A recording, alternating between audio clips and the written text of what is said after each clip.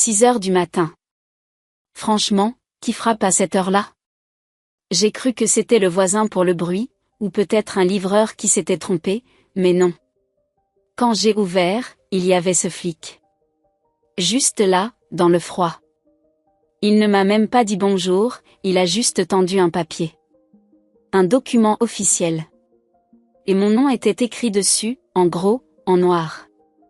Un ordre d'expulsion. J'ai regardé le papier. J'ai regardé le policier. Et j'ai demandé, la voix qui tremblait un peu, qui a déposé ça? Il a baissé les yeux vers la première ligne du document. Il a lu le nom.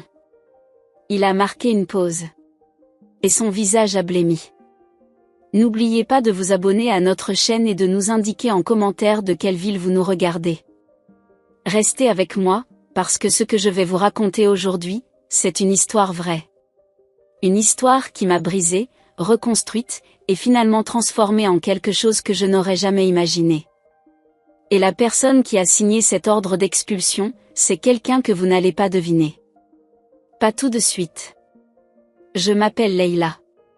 Enfin, c'est le prénom que j'utiliserai pour cette histoire, pour protéger certaines personnes, même celles qui ne me méritent peut-être pas cette protection. J'avais 32 ans à l'époque. Ça faisait 4 ans que j'étais mariée avec Karim. Un mec en or, vraiment. Et ouais, on vivait encore chez mes parents. Je sais ce que vous vous dites, à 32 ans. Mais c'était leur demande. Ils disaient que la maison était trop vide, qu'ils prenaient de l'âge. Bref, on a accepté pour les aider. Ce n'était pas une question d'argent, on avait largement les moyens de partir, mais ils insistaient, ils se sentaient seuls, la maison était trop grande.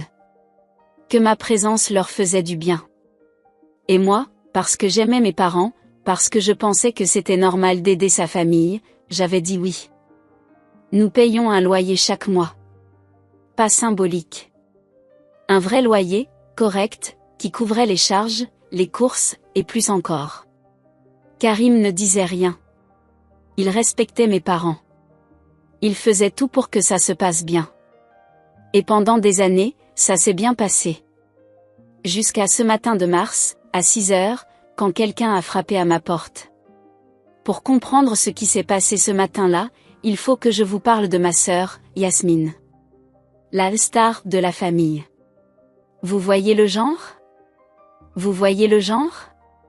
Celle qui réussit tout, celle dont on parle à tous les repas de famille jusqu'à ce que vous ayez envie de vous étouffer avec votre dessert.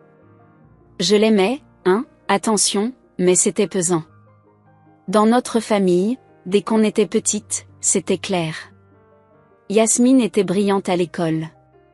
Yasmine était douce, souriante, obéissante. Yasmine faisait des études de médecine à l'étranger, en Belgique, et mes parents en parlaient à tout le monde. Aux voisins, à la famille éloignée, aux gens qu'ils croisaient dans la rue. Et notre fille, elle sera médecin. Moi, j'avais fait des études de gestion. Correcte, sérieuse, mais pas médecine.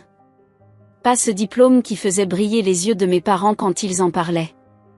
J'avais un travail stable, un mari bien, une vie honnête. Mais dans le regard de mes parents, je restais toujours un peu en dessous de Yasmine. Je ne leur en voulais pas vraiment. Ou plutôt, je faisais semblant de ne pas m'en vouloir. Je me disais que c'était comme ça dans beaucoup de familles. Que l'amour des parents n'était pas toujours parfaitement équitable. Que ça ne voulait pas dire qu'ils ne m'aimaient pas. Je me disais beaucoup de choses pour tenir. Et puis, un jour de janvier, ma mère m'a appelé dans le salon. Mon père était assis là aussi. Ils avaient l'air sérieux, tous les deux. Gênés, peut-être. Ou alors c'était moi qui voulais voir de la gêne là où il n'y en avait pas. Ma mère a commencé à parler.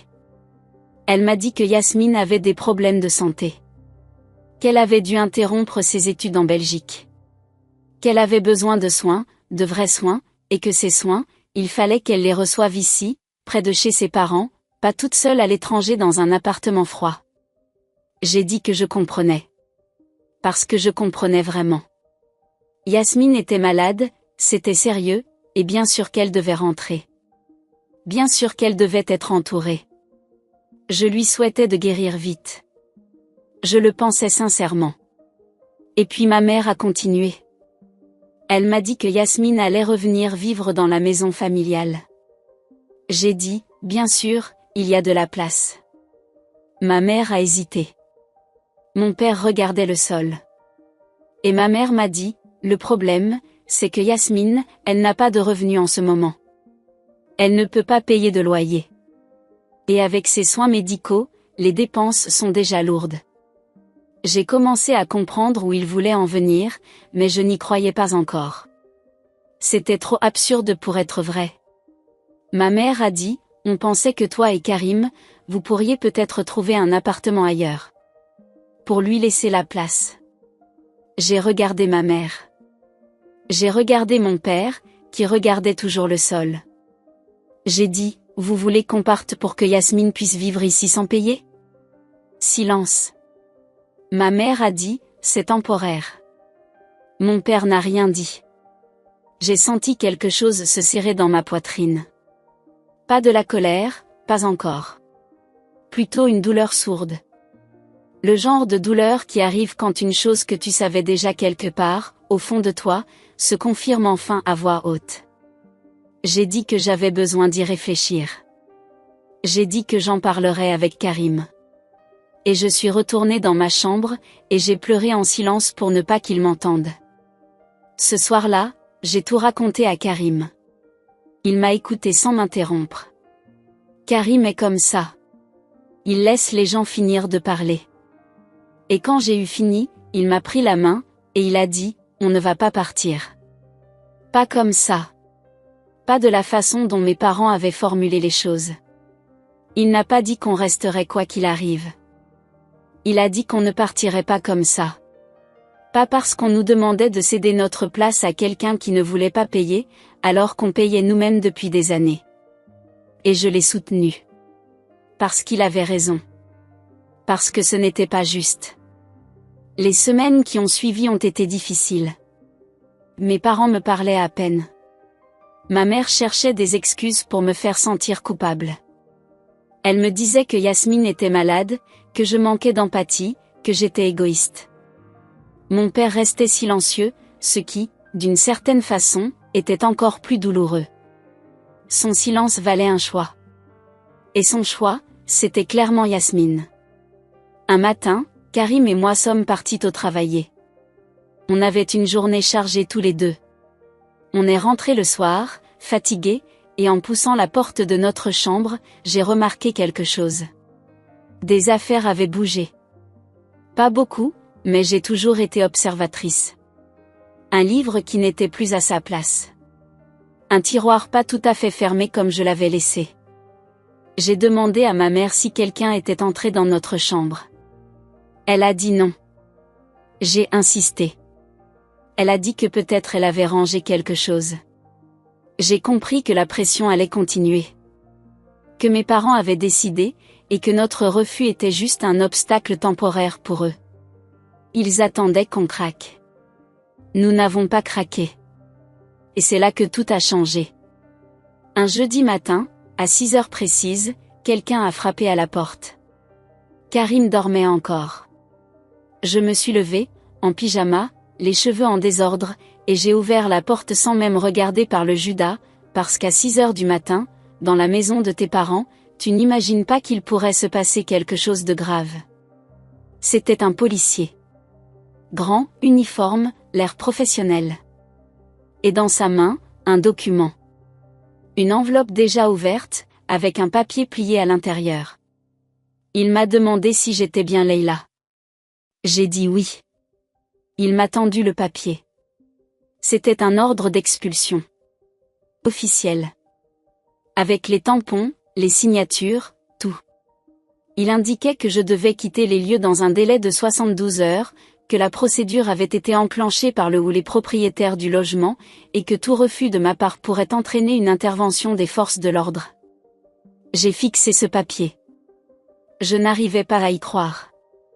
Mes yeux cherchaient le nom du plaignant, la personne qui avait initié cette procédure, la personne qui avait pris un avocat, rempli des formulaires, choisi de m'expulser légalement de la maison où j'avais grandi. Et là, j'ai demandé au policier, qui a déposé ça? Le policier a jeté un œil au document, puis il m'a regardé, et là, j'ai vu un truc changer dans ses yeux. De la pitié. Je vous jure, se faire regarder avec pitié par un flic à 6 heures du mat devant sa propre porte, c'est une sensation que je ne souhaite à personne.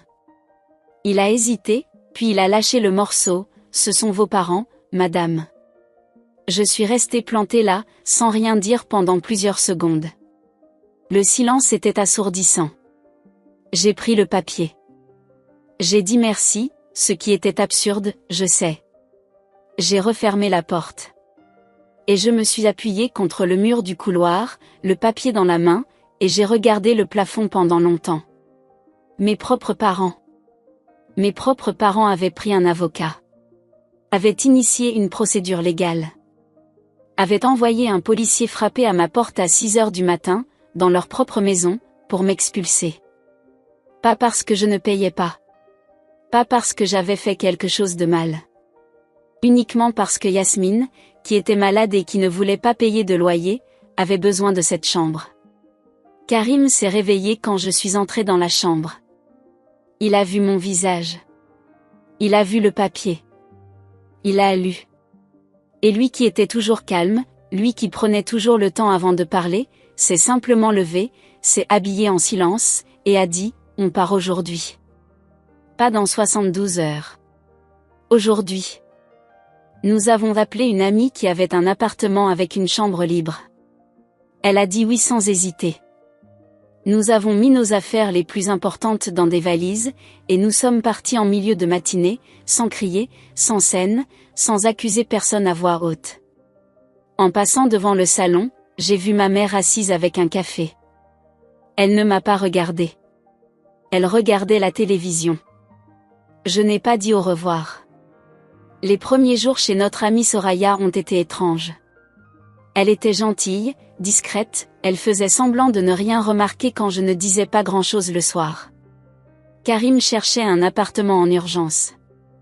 Il avait contacté plusieurs agences. En moins d'une semaine, on avait trouvé quelque chose de correct, pas grand, mais propre, à nous, sans personne pour nous dicter ce qu'on devait faire. Le jour où on a posé les valises dans ce petit appartement, j'ai ressenti quelque chose que je n'attendais pas. Pas de la tristesse. Pas de la colère. Une espèce de soulagement. Comme si on avait porté quelque chose de lourd depuis longtemps sans s'en rendre compte, et qu'on venait enfin de le poser par terre. Karim a ouvert les fenêtres. Il y avait du soleil. On s'est regardé. Il a dit, c'est bien, ici. J'ai dit, oui. Et c'était vrai. Mais la blessure, elle, ne disparaissait pas si facilement. Je pensais à mes parents. Pas avec de la haine, ça je peux le dire honnêtement. Avec une douleur que je ne savais pas très bien nommer. Le sentiment d'avoir été remplacé. Pas par une étrangère.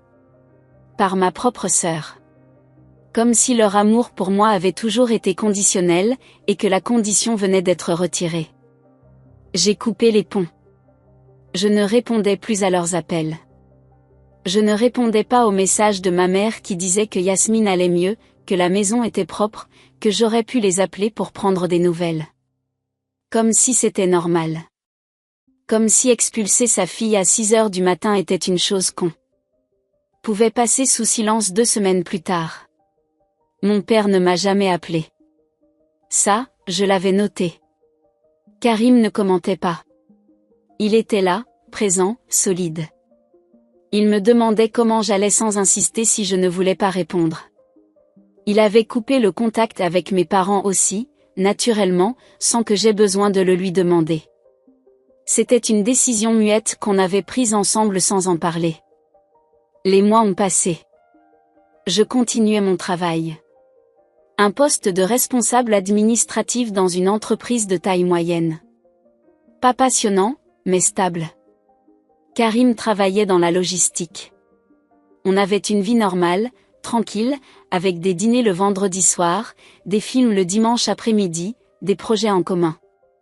Et puis, environ 8 mois après notre départ, mon téléphone a sonné un après-midi. Un numéro que je ne reconnaissais pas. J'ai décroché. C'était une voix que je n'avais pas entendue depuis longtemps. Yasmine. Elle parlait vite, la voix un peu tremblante. Elle me disait qu'elle avait eu un accident. Que c'était pas grave, enfin pas très grave, mais qu'elle était à l'hôpital.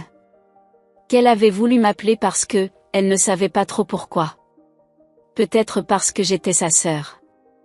Peut-être parce qu'elle m'en voulait moins que ce que je croyais. Je l'ai écoutée. Je n'ai pas raccroché. Et quelque chose en moi, malgré tout, malgré l'ordre d'expulsion et les 6 heures du matin et la tasse de café de ma mère et le silence de mon père, s'est défait un peu. Ce n'étaient pas mes parents qui m'avaient appelé. C'était Yasmine. Je suis allée la voir à l'hôpital. La voir dans ce lit d'hôpital, avec un bandage au bras et l'air fatigué, c'était étrange. Elle était toujours ma sœur.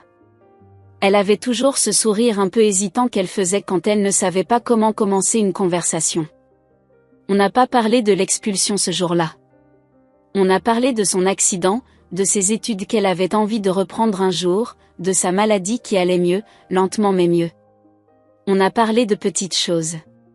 Des choses de sœur. Avant de partir, elle m'a dit « Je suis désolée pour ce qui s'est passé ». Je lui ai demandé si c'était elle qui leur avait demandé de faire ça. Elle a dit « Non ». Mais je n'ai pas dit non non plus. Et j'aurais dû. C'était honnête. Ce n'était pas parfait. Ce n'était pas tout ce que j'aurais voulu entendre. Mais c'était honnête. On s'est réconciliés, Yasmine et moi. Doucement, prudemment, comme on renoue avec quelqu'un qu'on aime mais qu'on ne connaît plus très bien. On s'appelait de temps en temps. On se voyait pour un café.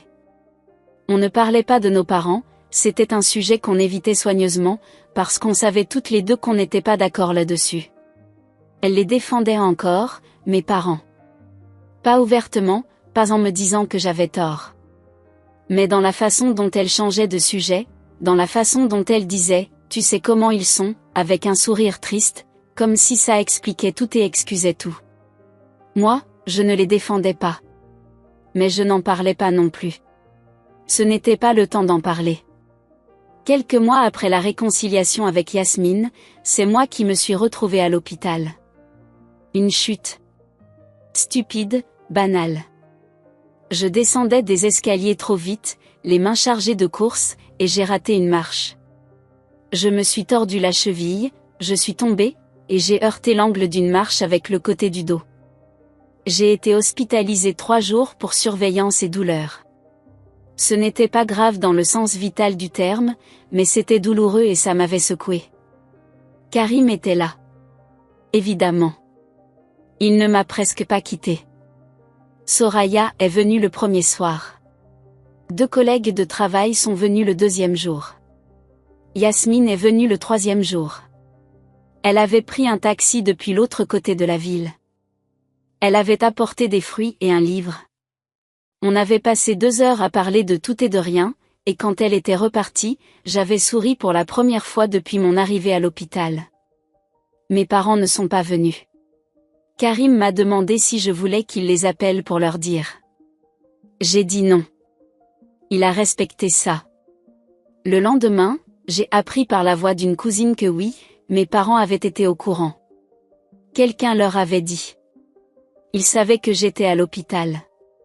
Ils n'avaient pas appelé. Ils n'avaient pas envoyé un message. Ils n'avaient pas demandé de mes nouvelles. Je suis restée allongée dans ce lit d'hôpital avec ce fait-là dans la tête pendant un bon moment. Mes parents savaient que j'étais hospitalisée. Et ils n'avaient pas bougé. Il y a des moments dans la vie où une chose que tu savais déjà dans un coin de ta tête devient enfin une certitude que ton cœur est obligé d'accepter. Ce n'est pas un choc brutal. C'est plutôt une porte qui se ferme doucement, sans claque, et tu entends juste le petit clic du loquet. Cette nuit-là, dans ce lit d'hôpital, quelque chose s'est fermé en moi. Pas dans la colère. Pas dans les larmes. Juste, une clarté. Une sorte de paix froide et triste qui ressemblait à une décision. J'allais vivre ma vie. Ma vie à moi. Avec Karim. Avec les gens qui étaient là. Mes parents avaient fait leur choix.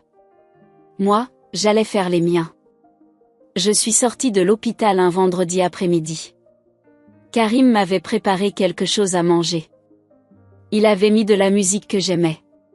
Il m'avait fait couler un bain. Il n'avait rien dit de grand, rien de dramatique. Il était juste là, comme toujours. Ce soir-là, après le dîner, on a parlé longtemps. On a parlé de nos vies. De ce qu'on voulait vraiment.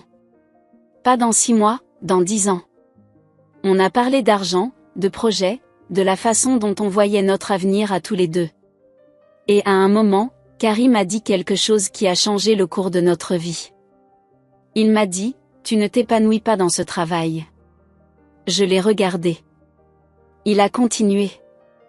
Il m'a dit que ça faisait des mois qu'il me voyait rentrer à la maison. Avec cette fatigue particulière dans les yeux.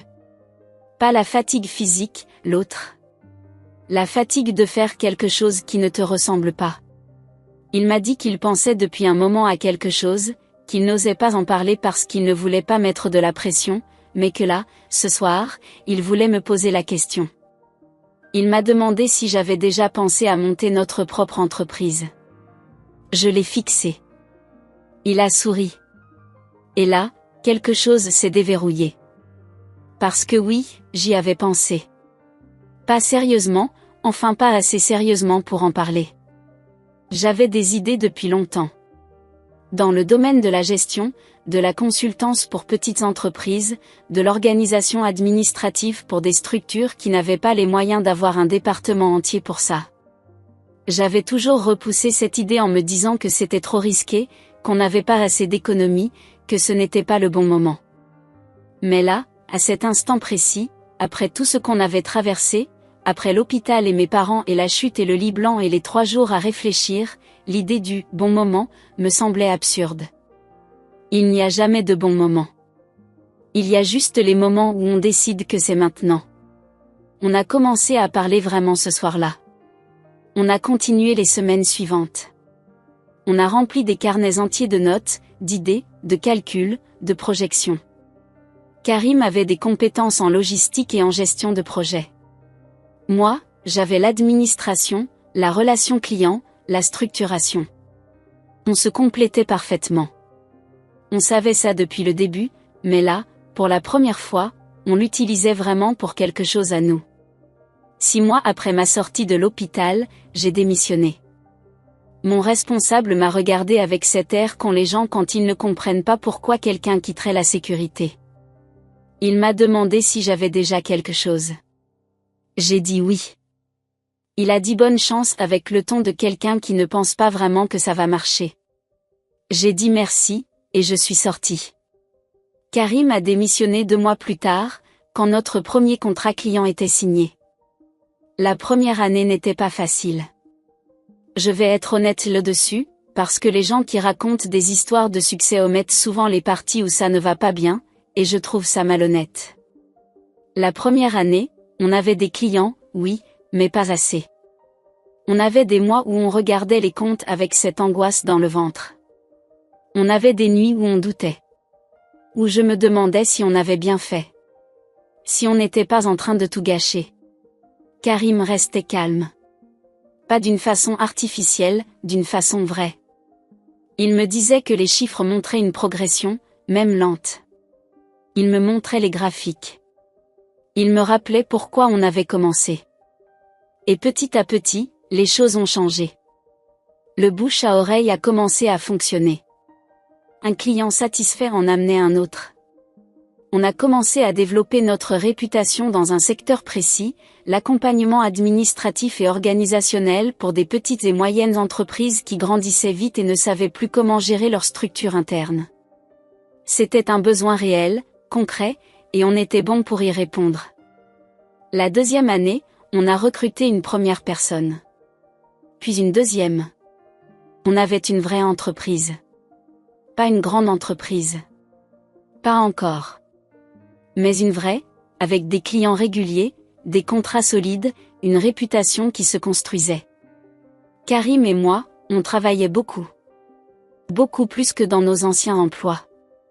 Mais la différence entre travailler beaucoup pour quelque chose qui vous appartient et travailler beaucoup pour quelque chose qui appartient à quelqu'un d'autre, cette différence-là, elle est immense. Elle change tout. La fatigue du soir n'est pas la même. Même quand c'est difficile, c'est différent. À la fin de la 2e année, on avait pu mettre de côté. Vraiment mettre de côté. Et on a commencé à chercher une maison. Je ne vais pas vous dire qu'on a trouvé la maison de nos rêves du premier coup. On a visité beaucoup d'endroits.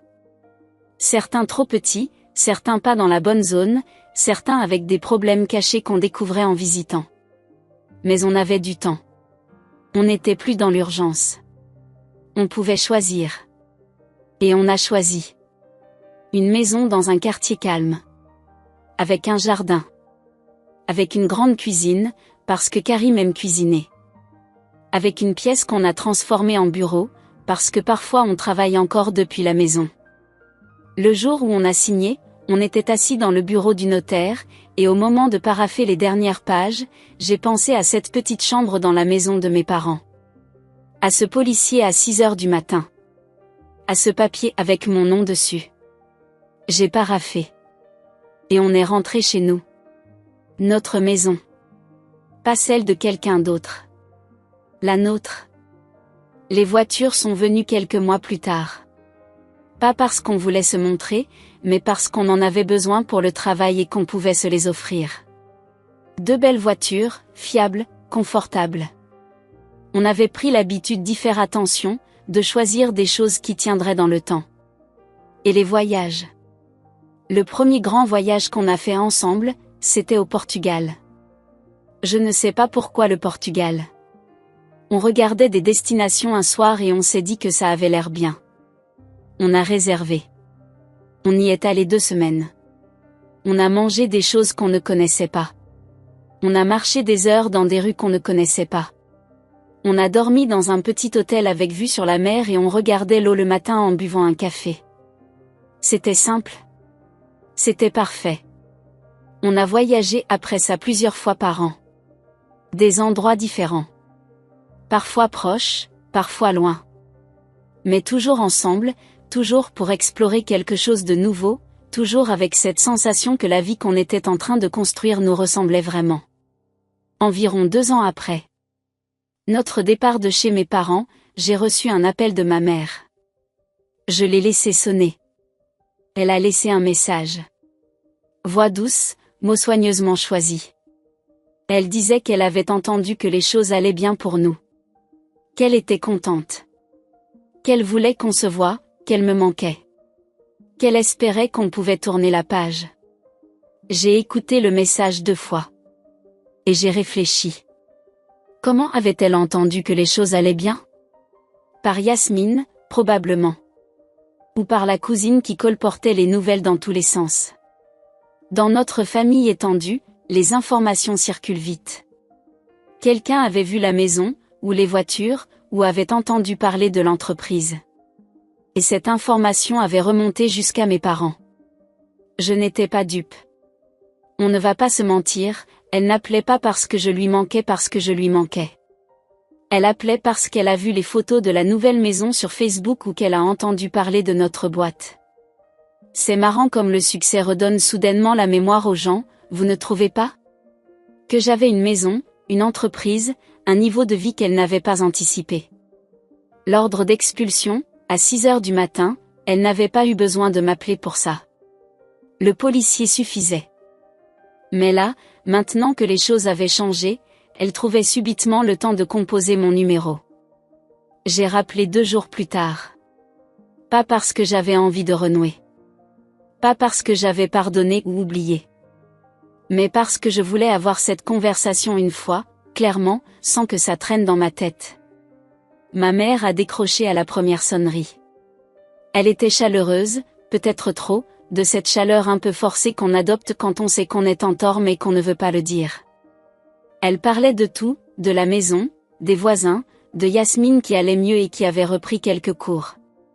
Elle parlait comme si les 2 dernières années n'avaient pas existé. Je l'ai laissé parler. Et puis j'ai dit, doucement, sans agressivité, sans y mettre de la violence, « Maman, tu m'as expulsé de chez toi avec un ordre de police. Silence. Elle a dit que c'était compliqué. Que Yasmine était malade. Que dans les familles, on fait des erreurs. Que c'était difficile pour tout le monde. J'ai dit, tu ne t'excuses pas, elle n'a pas répondu. J'ai dit, j'étais à l'hôpital. Tu le savais. Tu n'es pas venu. Tu n'as même pas rappelé. Autre silence. Et là, j'ai compris que cet appel n'allait pas me donner ce que, quelque part, une partie de moi aurait peut-être encore voulu entendre. Une vraie excuse. Une reconnaissance. J'avais tort et je le sais. Pas des explications. Pas des justifications. Juste ces mots-là. Elle ne les a pas dit. Mon père n'a toujours pas appelé. Ça aussi, je l'avais noté. J'ai terminé l'appel poliment. J'ai dit que j'espérais qu'elle allait bien. J'ai raccroché. Et j'ai posé mon téléphone sur la table de notre cuisine, dans notre maison, et j'ai regardé par la fenêtre le jardin qu'on avait planté quelques semaines plus tôt avec Karim, et j'ai respiré. Pas de larmes cette fois. Juste cette clarté de nouveau, cette même clarté que j'avais ressentie dans le lit d'hôpital. Sauf qu'elle était plus calme maintenant. Plus stable. Je ne lui en voulais plus.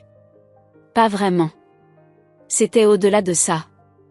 J'avais fait mon deuil d'une certaine image de ma famille. D'une certaine idée de ce que mes parents seraient pour moi. Et une fois que ce deuil est fait, vraiment fait, il n'y a plus de place pour la colère. Il n'y a plus vraiment de place pour grand-chose d'autre que la réalité telle qu'elle est. Ma mère m'avait expulsée pour que Yasmine puisse vivre sans payer. Yasmine étudiait la médecine, et dans l'imaginaire de mes parents, ça valait tout. Ça valait que je parte. Ça valait que je pleure.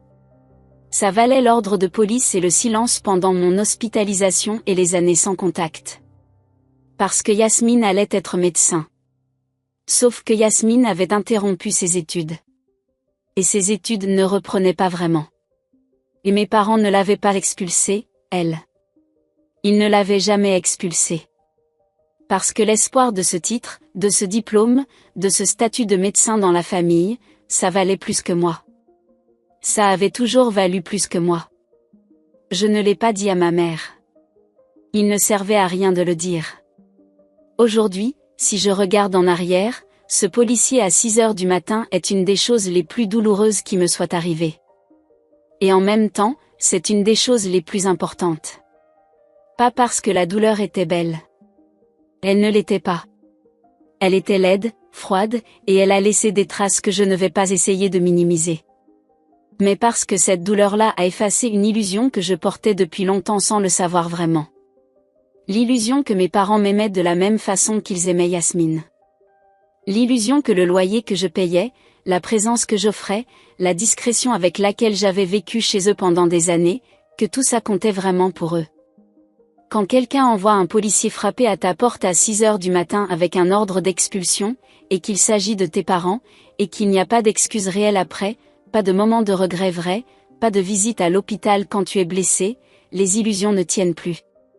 Elles s'effondrent, et c'est douloureux, mais c'est aussi, d'une certaine façon, libérateur. Parce qu'on ne peut pas construire sa vie autour de l'approbation de gens qui ont décidé, consciemment ou non, que tu ne seras jamais tout à fait suffisante. Karim et moi avons construit quelque chose de bien. Pas parfait, rien ne l'est. Mais bien, vrai, solide. Une maison qui est vraiment la nôtre. Un travail qu'on a choisi et qui nous ressemble. Des voyages dans des endroits qu'on avait envie de voir. Des amis qui sont là quand c'est difficile, pas seulement quand c'est brillant. Yasmine fait encore partie de ma vie, à sa façon. On se voit, on s'appelle. Elle ne m'a jamais vraiment expliqué pourquoi elle n'avait pas dit non quand mes parents avaient décidé de m'expulser. Peut-être qu'elle ne le sait pas elle-même.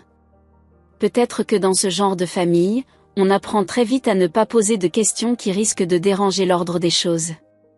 Elle était malade, elle avait peur, elle a accepté sans y réfléchir vraiment. Je ne sais pas. Et je ne lui en veux plus vraiment. Elle est ma sœur. C'est compliqué et c'est réel en même temps. Mes parents, je garde mes distances.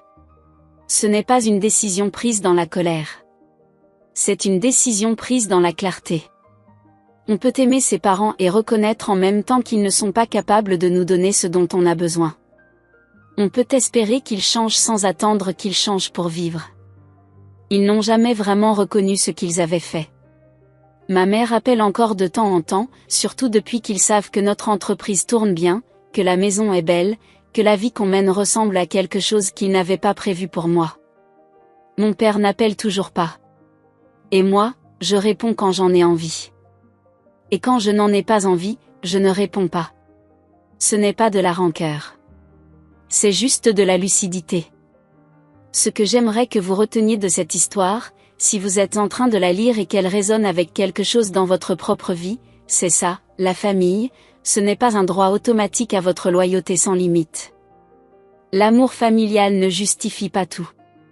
Et partir, couper les ponts, garder ses distances, ce n'est pas toujours de l'ingratitude. Parfois, c'est juste de l'honnêteté envers vous-même. Vous n'avez pas à attendre que les gens qui vous ont blessé reconnaissent qu'ils ont eu tort avant de vous accorder la permission de vivre. Cette permission, vous vous la donnez vous-même. Maintenant. Pas quand ils s'excuseront. Pas quand la situation changera. Maintenant. Et vous pouvez construire quelque chose de beau à partir d'une blessure. Pas en oubliant. Pas en effaçant. Mais en décidant que cette blessure ne sera pas le dernier mot de votre histoire. Mon dernier mot, ce n'est pas l'ordre d'expulsion. Mon dernier mot, c'est ce jardin par la fenêtre. Ce café du matin avec Karim. Cette maison qui est à nous. Et ça, personne ne peut me l'enlever. Si je devais être totalement honnête, pendant longtemps, je me suis demandé si j'avais exagéré. Si j'aurais dû être plus compréhensive. Si partir sans me retourner, couper les ponts, c'était trop radical. Et puis un jour, j'ai arrêté de me poser cette question. Parce que la vérité, c'est que ce n'est pas l'ordre d'expulsion qui m'a le plus blessé. Ce n'est même pas le policier à 6 heures du matin. C'est le fait que personne ne m'ait retenu. Que personne n'ait couru derrière moi. Que personne n'ait dit « Attends ». Ça m'a appris plus que tout le reste. Aujourd'hui, je ne me vois plus comme la fille qu'on a mise dehors. Je me vois comme la femme qui est partie. Et ce n'est pas pareil. Je ne suis pas devenue forte d'un coup. Je n'ai pas eu une révélation spectaculaire. J'ai juste avancé. Un jour après l'autre. Avec Karim. Avec mes doutes. Avec mes colères. Avec mes silences. Et peut-être que c'est ça, la vraie fin de cette histoire. Pas le succès, point. Pas la maison, point. Pas les voyages. Juste le moment où j'ai compris que je n'étais plus en train d'attendre qu'on m'aime correctement. Je vivais. C'est tout. Et franchement, ça suffit. Farm, level up, do some stuff, find something to do with our time. Look at how luscious my hair is. Truly the lusciest hair.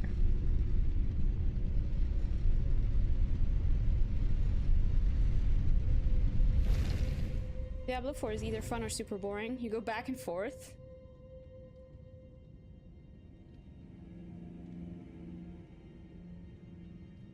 I wouldn't know.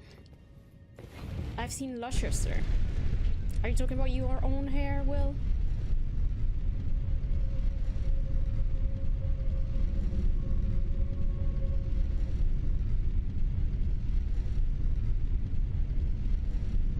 Just being contrarian. Yes, I see. The usual then. Nothing new under the sun.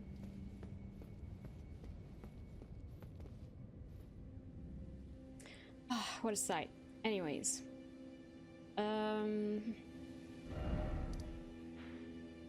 I was thinking about where I could farm runes. And I remember that in Stormhill? I think it was in the castle. Or behind it? I don't remember. Somewhere here, there were like the giants. Maybe they drop a lot of money. I don't remember. Also, we haven't finished exploring the castle fully. Lisa, I need a power nap so I have energy to sleep all night. What? I mean, good night, Taika. Have a good nap. So have we been here? Why is there nothing here? I'm very confused by this area.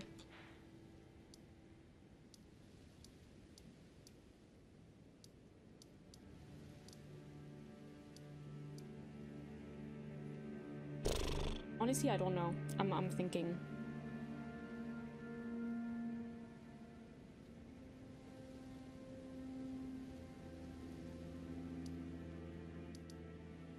Anytime I think of farming money in these games, I think of the cum dungeon from Bloodborne. So, I don't think I want to know anything about that.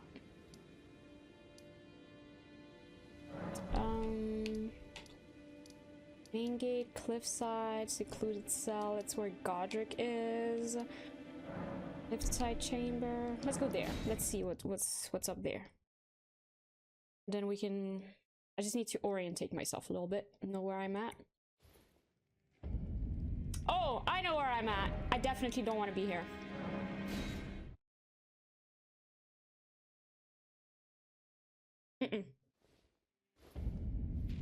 Okay, what about here? Oh, this is better. Oh, this is where all the... Yeah, okay. Well, that ain't too bad. Here are the birds I hate. Did we beat this guy? There's something in there, too. Maybe we could try beat this guy up.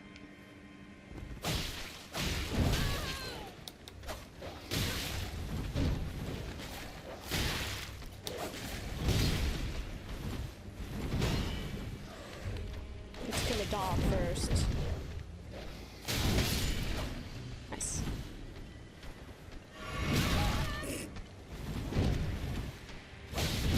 Ow! He just karate kicked me.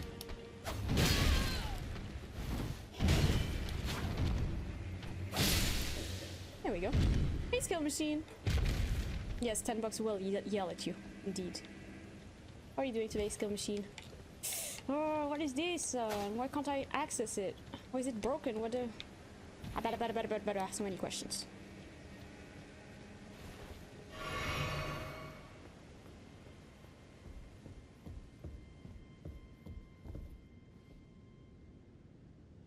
It's all good in the hood. I'm glad to hear. Oh fuck, the saxophone guy is back. Just started playing though. Thank you for the follow, appreciate it. Oh, Benny! Welcome. Welcome, Benny.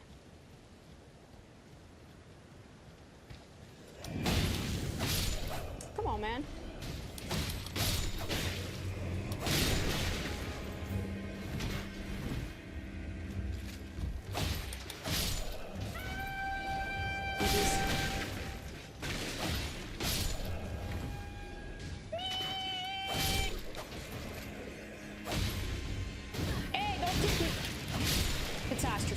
Disaster.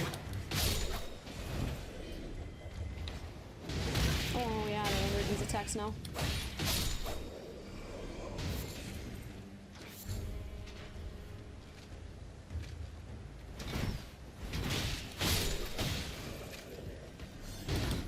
Stop kicking me, dude. I will crash out.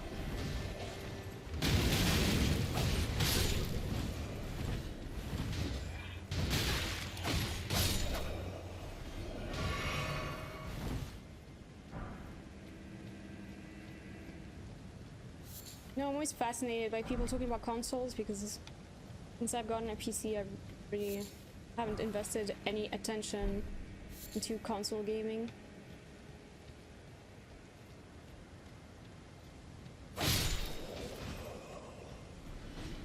Which, you know, might be a mistake on my part, but...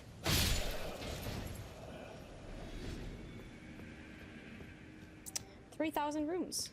Console plus couch is life? Yeah, probably. I mean, I would love a Steam Deck, something like that, you know? I think I'm more interested in the portability of smaller, you know, console stations, whatever. That I'm really into. Oh, annoying. Are you up there, dude?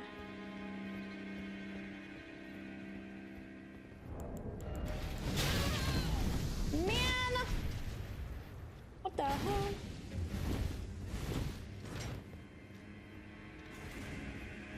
Got to find a way around. The only reason is for the exclusive? Yeah, I guess. Otherwise, PC is just better, in my opinion.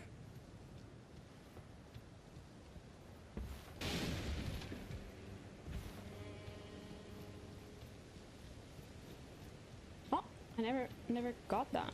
Crazy. A mushroom. I feel like I'd use the Steam Deck more often than I use my Switch. Yeah, same, definitely.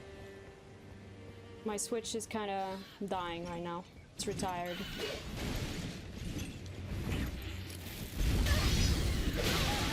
Holy, you are annoying.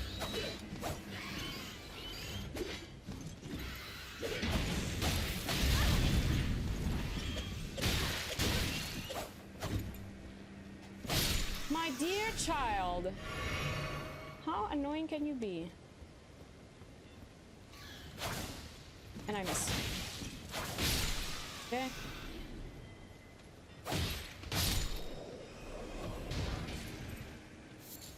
There are some games I prefer to play portably. I wish Diablo 4 was on Switch so I could pop it out like I did for 3. I mean, you could do that on a Steam Deck, right?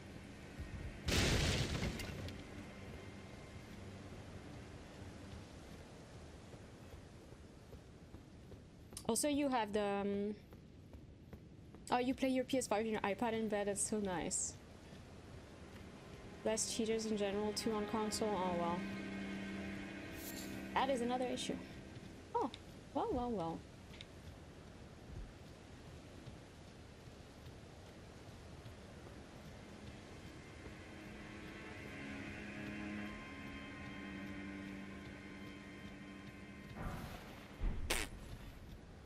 Cool, I guess. Okay, let's kill you. Okay.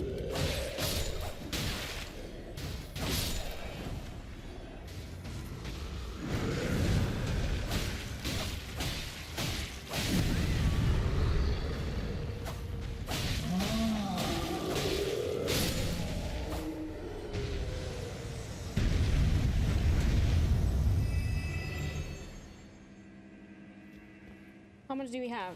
No! Okay, whatever. What? This is bad. Where we fought God. Wait, this guy is still there! Oh my god, that's some... Bro, a month has passed! He needs to find something else to do. This is not possible. This is not acceptable.